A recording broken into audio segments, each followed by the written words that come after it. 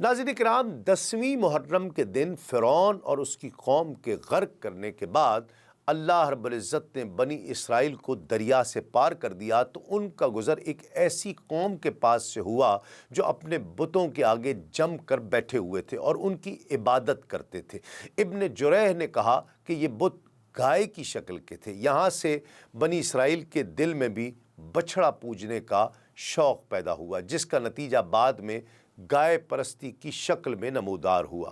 ان کو دیکھ کر بنی اسرائیل نے حضرت موسیٰ علیہ السلام سے کہا، اے موسیٰ، جس طرح ان کے لیے کئی معبود ہیں جن کی یہ عبادت اور تعظیم کرتے ہیں، ہمارے لیے بھی ایسا ہی ایک معبود بنا دو تاکہ ہم بھی اس کی عبادت کریں اور تعظیم بجا لائیں۔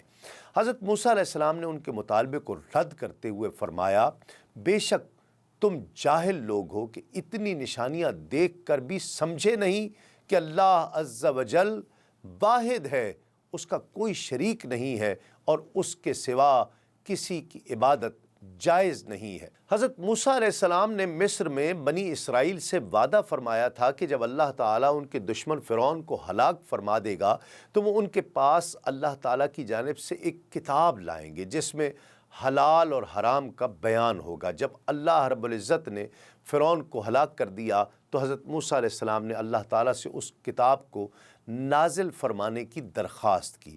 انہیں حکم ملا کہ 30 روزے رکھیں۔ یہ ذوالقعدہ کا مہینہ تھا۔ جب حضرت موسیٰ علیہ السلام روزے پورے کر چکے تو آپ کو اپنے دہن مبارک میں ایک طرح کی بو معلوم ہوئی۔ اس وجہ سے آپ نے مسواک کر لی۔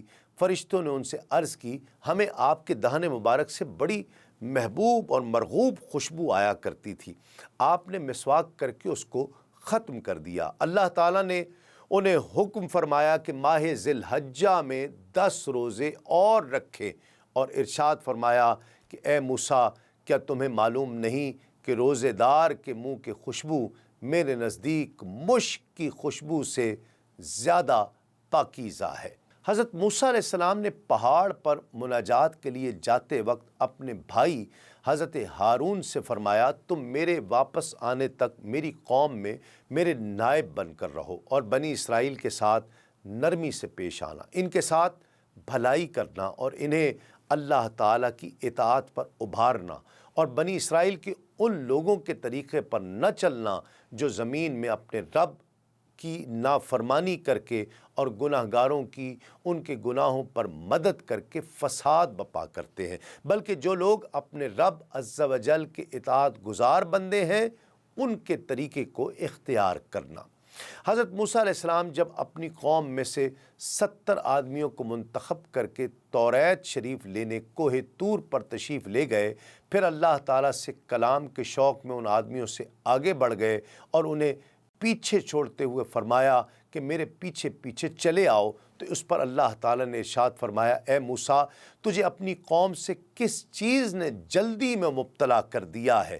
حضرت موسیٰ علیہ السلام نے عرض کی، وہ یہ میرے پیچھے ہیں اور اے میرے رب، میں نے تیری طرف اس لیے جلدی کی تاکہ تیرے حکم کو پورا کرنے میں میری جلدی دیکھ کر تیری رضا اور زیادہ ہو جائے۔ جب حضرت موسیٰ علیہ السلام کلام سننے کے لیے حاضر ہوئے تو آپ نے طہارت کی اور پاکیزہ لباس پہنا اور روزہ رکھ کر طور سینہ پر حاضر ہوئے۔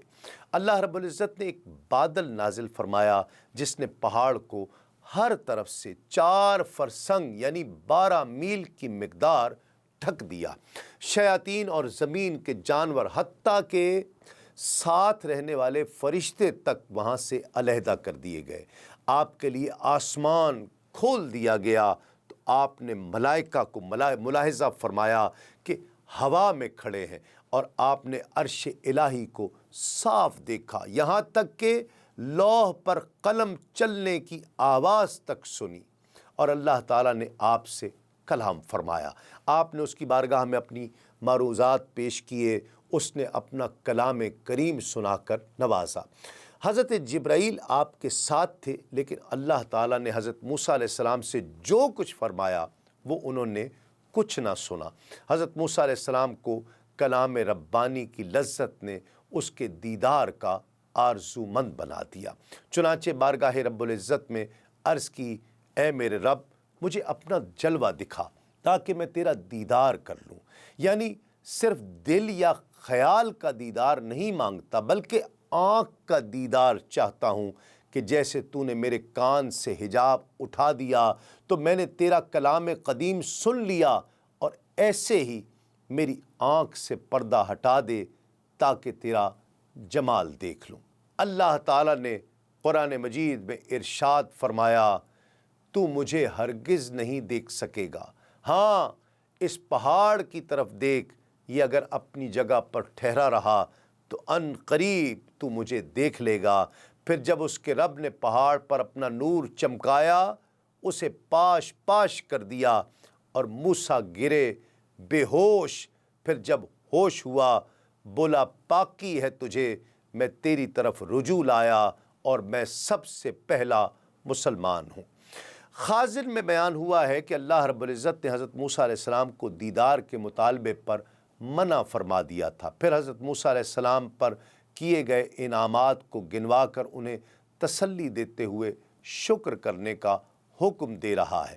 گویا کہ اللہ رب العزت نے ان سے ارشاد فرمایا، اے موسیٰ، دیدار کا مطالبہ کرنے پر اگرچہ تجھے منع کر دیا گیا، لیکن میں نے تمہیں فلاں فلاں عظیم نعمتیں تو عطا فرمائی ہیں، لہٰذا دیدار سے منع کرنے پر اپنا سینہ تنگ نہ کرو۔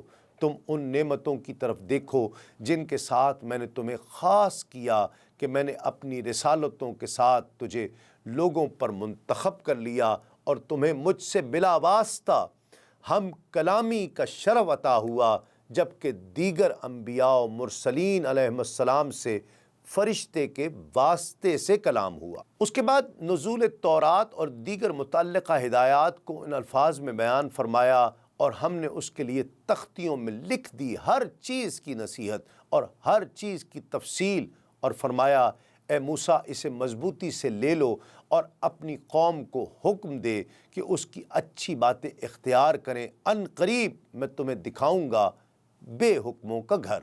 حضرت عبداللہ بن عباس رضی اللہ تعالی عنہما فرماتے ہیں کہ الالواح یعنی تختیوں سے مراد تورات کی تختیاں ہیں، اور آیت کا معنی یہ ہے کہ ہم نے حضرت موسیٰ کے لیے تورات کو تختیوں میں لکھ دیا ہے۔ جن تختیوں میں تورات کو لکھا گیا وہ زمرد کی تھی، اور ان کی تعداد 7 یا 10 تھی۔ تورات عید الاضحیٰ کے دن حضرت موسیٰ علیہ السلام کو عطا کی گئی۔ اسی دوران بنی اسرائیل کے ایک شعبدہ باز سامری نے چاندی یا سونے کا ایک بچھڑا بنا کر اس کے اندر وہ مٹی ڈال دی جو اس نے فرعون کی غرقابی کے وقت حضرت جبریل کے گھوڑے کے قدم کے نیچے سے اٹھا کر اپنے پاس محفوظ رکھی ہوئی تھی۔ چونکہ اس میں مادہ حیات تھا، لہٰذا اس مٹی سے اس بچھڑے میں جان پڑ گئی اور اس کے منہ سے کچھ آوازیں نکلنے لگیں۔ اگرچہ وہ آواز بے معنی تھی، مگر ان لوگوں کے لیے حیرت کی بات ضرور تھی، چونکہ بنی اسرائیل کے لوگ اہل مصر کو گائے کی پوجا کرتے ہوئے دیکھ چکے تھے، اس لیے عبادت کے اس طریقے سے وہ پہلے سے ہی آشنا تھے، اور وہ حضرت موسیٰ علیہ السلام سے بچھڑے کی شکل کے بت بھی مانگ چکے تھے۔ پھر فرعون کے غرق ہونے کے بعد شام کی طرف جاتے ہوئے ان کا گزر قوم عمالقہ پر ہوا، جو گائے کی شکل کے بت پوجتے تھے، اس لیے انہوں نے سامری کے بہکانے پر بچھڑے کی پوجا میں جلد بازی کی۔ چند لوگوں کے سوا تمام اسرائیلی اس بچھڑے کی پوجا کرنے لگے۔ قرآن مجید میں ارشاد ربانی ہے کہ پھر اس نے ان کے لیے ایک بچھڑا بنا دیا، یعنی بچھڑے کا بت جس کی گائے کی سی آواز بھی تھی۔ پھر کہنے لگا کہ یہ تمہارا معبود ہے اور موسیٰ کا بھی، لیکن موسیٰ بھول گیا ہے۔ تورات میں بھی اس بچھڑے کی پرستش کے واقعے کو اس طرح بیان کیا گیا ہے کہ انہوں نے اپنے لیے ڈھلا ہوا بچھڑا بنایا اور اسے پوجا اور اس کے لیے قربانی چڑھا کر یہ بھی کہا کہ اے اسرائیل، یہ تیرا وہ دیوتا ہے جو تجھ کو ملک مصر سے نکال کر لایا ہے۔